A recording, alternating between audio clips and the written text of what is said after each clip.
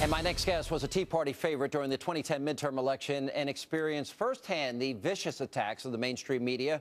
And while Christine O'Donnell was unsuccessful in defeating Chris Coons in the Senate race that year, she's still fighting for the Tea Party principles.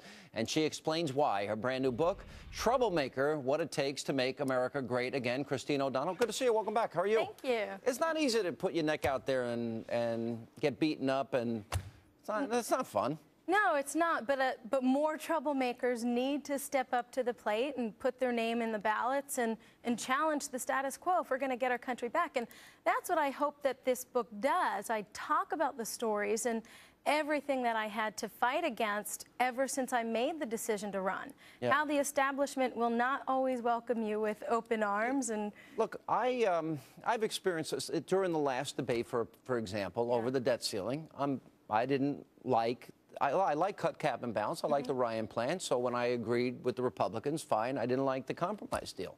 Right. And, you know, then all of a sudden, well, I'm like, I'm sorry, but I wrote a book, Conservative Victory. I didn't write a book, Republican Victory. Right. And I think for the Republican Party to reemerge, they've got to stand on those principles. Well, the Tea Party's reminding them of that. Absolutely, and it's not just, the Tea Party isn't made just of Republicans. It's Democrats, it's independents, it's people who are frustrated with establishment politics. And as I define the establishment in my book, the establishment is anyone who's willing to compromise their principles, to step on people in order to get ahead. And what the Tea Party is reminding those in Washington and those who play the, I'll scratch your back, you scratch mine game, is that there's an ideological reawakening that's happening. And that's where our hope lies for our country. That's what we were just saying in the last segment. I do think there is a huge conservative ascendancy. This was the second most attended straw poll in Iowa history. Wow. Which is pretty interesting. We saw the 2010 midterm election results. The argument that they're making, and already apparently you're in a battle with Mike Castle's people and quote the establishment, which, I guess if they don't like what you say, too bad. Exactly. This is my book. Yeah, it's your book. All right, but the argument was then and is now, well, he had a better chance of winning because he's more, quote, moderate.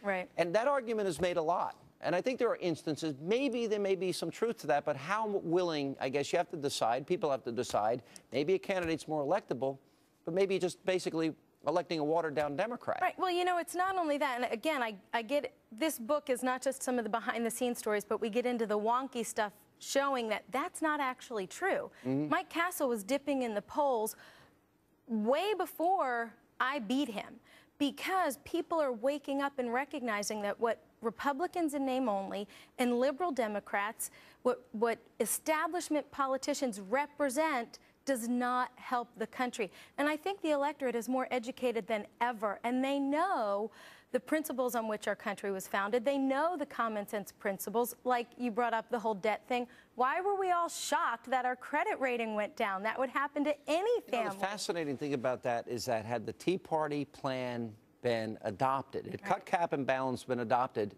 it met the stated standard of S&P to avoid a downgrade. Right. The Tea Party, and it was interesting because the Democrats started, this is the Tea Party downgrade. No, this is President downgrade's downgrade. Exactly. We were in trouble way before the Tea Party came on the scenes. The Tea Party are the ones who are willing to say that the emperor has no clothes. And what they're trying to do is discredit the messenger in all of this. But what I'm hoping to do in my book is encourage people that any major step forward in American history has been because people have said enough is enough, they've taken the hits, and they've decided to forge on regardless of the attacks that come their way. Look, this I said to you before we came on the air, do you want me to run the I'm a witch, I'm not a witch hat.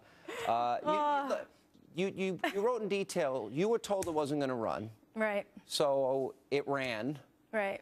I remember seeing it and I hated the ad. I never liked it. Why did they get to run it if it's your campaign? Why did you allow that to happen? Well, first of all, that is my mistake. I go into very much detail about the whole thinking behind it. I'm glad to hear you're not a witch, I really was beginning to worry about that. I know.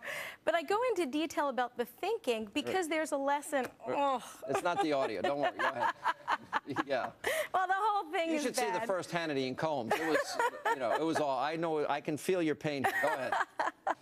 But there's a lesson in there because, first of all, I went against my gut, and everything that enabled us to win the primary, everything that enabled the victory in 2010 is because of this organic movement within the Tea Party that is not based on politics as usual, but based on instincts and the convictions of the people who are propelling this movement forward. Last question. You going to run again?